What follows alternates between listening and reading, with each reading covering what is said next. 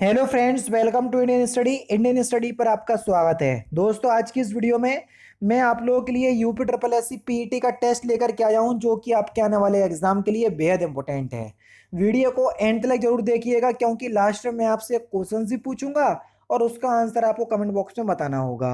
साथ ही साथ इस वीडियो की पीडीएफ डिस्क्रिप्शन में टेलीग्राम चैनल का लिंक भी दिया हुआ है, वहां से आप प्राप्त भी कर सकते हैं।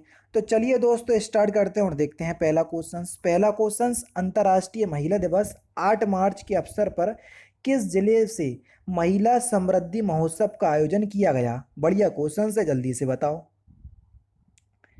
तो सही आंसर हो जाएगा आपका लखनऊ, दूसरा ऑप्शन करेक्ट। नर्मदा नदी पर सम्राट हर्ष के दक्षिणावर्ती अग्रगमन को रोका किसने? तो ये पुलकेशन द्वितीय ने रोका था सर, दूसरा ऑप्शन करेक्ट। किस सुल्तान ने सैनिकों को भू अनुदान के स्थान पर नगद वेतन देने की प्रथा चलाई? अलाउद्दीन खिलजी ने, पहला ऑप्शन करेक्ट। यक अस्पा यानी कि एक घोड़े वाला सैनिक, दो अस्पा यानी कि दो घोड़े वाले सैनिक प्रथा को प्रारंभ किया किसने? ये भी अलाउद्दीन खिलजी ने किया था, पहला ऑप्शन करेक्ट। बक्सर का युद्ध जो कि 1764 में हुआ था, अंग्रेजी सेना का नेतृत्व किसने करा था? हेक्टर मुनरो ने करा था सर, तीसरा ऑप्शन करेक्ट। गवर्नर जनरल की कार्यकारिणी का सदस्य बनने वाले पहले भारतीय कौन थे? तो सही आंसर हो जाएगा आपका एसपी सिन्हा, तीसरा ऑप्शन करेक्ट। गोबी, कालाहारी, आटाकामा, सहारा, ये क्या है? ये मरुस्थल के नाम है, सिंपल सा क्वेश्चन है, दूसरा ऑप्शन करेक्ट। किन मामलों की जिम्मेदारी ब्रिटिश सरकार को थी? विदेशी मामले, प्रतिरक्षा और संचार व्यवस्था, इन सभी मामलों की थी उपरोक्त सभी, सही आंसर हो जाएगा। स्थानीय आयोजना के लिए कृषि जलवायु क्षेत्रों की प्रस्तावना किसने दी? तो ये भारतीय योजना आयोग ने दी, पहला ऑप्शन करेक्ट। दक्षिणी गोलार्ध में सबसे लंबा दिन कब होता है? 22 दिसंबर, तीसरा ऑप्शन बिल्कुल करेक्ट हो जाएगा। निम्नांकित देश समूहों में किन की जनसंख्या उत्तर प्रदेश से कम है? बांग्लादेश, पाकिस्तान तथा जापान, पहला ऑप्शन से यहां पर आपका बिल्कुल करेक्ट हो जाएगा। निम्नलिखित में से किस पंचवर्षीय योजना का उद्देश्य आत्मनिर्भरता और शून्य विदेशी सहायता घोषित किया गया? पांचवी पंचवर्षीय योजना, चौथा ऑप्शन करेक्ट। ऑपरेशन फ्लड कार्यक्रम का प्रारंभ कब हुआ था? तो ये 1970 में हुआ था, है ना? तो दूसरा ऑप्शन करेक्ट। राष्ट्रीय ग्रामीण पेयजल कार्यक्रम एक हिस्सा है किसका? तो ये भारत निर्माण योजना का एक हिस्सा है, दूसरा ऑप्शन करेक्ट। भारत सरकार ने किससे FERA यानी कि फेरा को प्रतिस्थापित किया? किससे किया? तो सही आंसर हो जाएगा फेमा से, दूसरा ऑप्शन से यहां पर आपका बिल्कुल क्या हो जाएगा सर, करेक्ट हो जाएगा। फेरा का अगर हम फुल फॉर्म देखें तो वो हो जाएगा आपका फॉरेन एक्सचेंज रेगुलेशन एक्ट, जो कि अब एक्सचेंज हो चुका है, उसके स्थान पर फेमा आ चुका है, और फेमा का फुल फॉर्म होगा फॉरेन एक्सचेंज मैनेजमेंट एक्ट। ठीक है, ध्यान रखना, दूसरा ऑप्शन करेक्ट।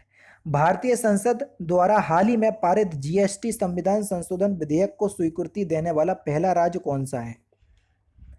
पहला राज्य है असम, और सबसे अंत में लागू हुई थी जम्मू कश्मीर में, दोनों ध्यान रखना।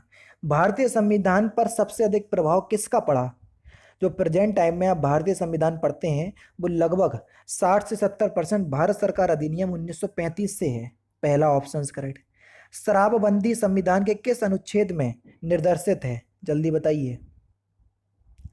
तो किस अनुच्छेद में है? तो सही आंसर हो जाएगा अनुच्छेद 47, पहला ऑप्शन यहां पर आपका बिल्कुल करेक्ट हो जाएगा।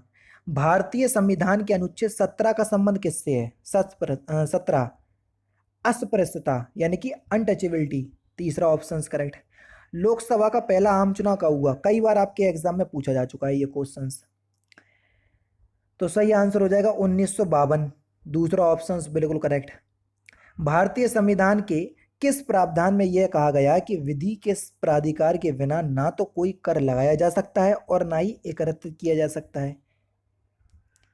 किस आर्टिकल में कहा गया? तो सही आंसर हो जाएगा अनुच्छेद 265, पहला ऑप्शन करेक्ट। कंप्यूटर क्या है? कंप्यूटर, ऑप्शन से आप आसानी से बता सकते हैं कि ये एक इलेक्ट्रॉनिक मशीन है, पहला ऑप्शन करेक्ट। निम्नलिखित में से कौन सा रासायनिक परिवर्तन नहीं है? कोयले का जलना, जल जाएगा वापस नहीं आ पाएगा इसलिए रासायनिक परिवर्तन है। कागज का जलना, जल जाएगा राख से दोबारा कागज नहीं बना सकते इसलिए रासायनिक परिवर्तन है। लकड़ी का जलना, ये भी रासायनिक परिवर्तन है। पानी का भाप में रूपांतरित, पानी का भाप में रूपांतरित करोगे आप, भाप को दोबारा ठंडा करोगे तो दोबारा पानी बन जाएगी। जो रिवर्सिबल रिएक्शन होती हैं वो भौतिक परिवर्तन के अंतर्गत आती हैं, ना कि रासायनिक परिवर्तन। तो चौथा ऑप्शन करेक्ट हो जाएगा। पौधों में पत्तियों से भोजन लेकर शेष भागों में कौन पहुंचाता है? तो ये फ्लोएम पहुंचाता है, दूसरा ऑप्शन करेक्ट। ठीक है, जबकि जाइलम जो है वो जल पहुंचाता है। जीवधारियों की रचनात्मक एवं कार्यात्मक इकाई क्या कहलाती है? तो इसको हम कोशिका कहते हैं, पहला ऑप्शन करेक्ट। सबसे खराब वायु प्रदूषक उत्पन्न करने वाला पदार्थ कौन सा है? बढ़िया क्वेश्चन है, कार्बन मोनोऑक्साइड। तीसरा ऑप्शन से यहाँ पर आपका बिल्कुल करेक्ट हो जाएगा। कौन सा वाक्य शुद्ध है? शुद्ध वाक्य आपको बताना है क्वेश्चन नंबर 36 में, जल्दी से बताओ। तो सही आंसर हो जाएगा दही खट्टा है, दूसरा ऑप्शन करेक्ट। जगन्नाथ की संधि विकसित क्या होगी? या संधि विकसित करोगे तो संधि अपने आप ही पता चल जाएगी, जगत प्लस नाथ। ठीक है, ता का नियम लग रहा है किस में देखने को मिलेगा सर? आप बोलोगे सर ये आपका व्यंजन संधि में देखने को मिलेगा, दूसरा ऑप्शन करेक्ट। अब आप बोलोगे सर कौन सा नियम लग रहा है? जगत प्लस नाथ। तो यहाँ पर अगर आपने मेरे से पढ़ा है तो नियम नंबर 3 लग रहा है। नियम नंबर 3 क्या कहता है कि अगर ता का मेल किससे हो, जल्दी बताओ, ना से हो तो ता अपने ही पांचवें वर्ण में बदल जाता है। ता था दादा ना, तो ता का पांचवा वर्ण ना हो रहा तो अपने ही ना में बदल रहा, ना आधा लग रहा, जगत नाथ। समझ गए? मन का दुर्भाव वाक्यांश के लिए एक शब्द क्या होगा? तो उसको बोलेंगे हम मनोमालिन्य, तीसरा ऑप्शन करेक्ट। हाथी का कौन सा पर्यायवाची शब्द है? तो सही आंसर हो जाएगा कुंजर, या कुंजर पे, दूसरा ऑप्शन करेक्ट। परूस का संधि सॉरी विलोम शब्द क्या होगा? तो ये हो जाएगा कोमल, चौथा ऑप्शन करेक्ट।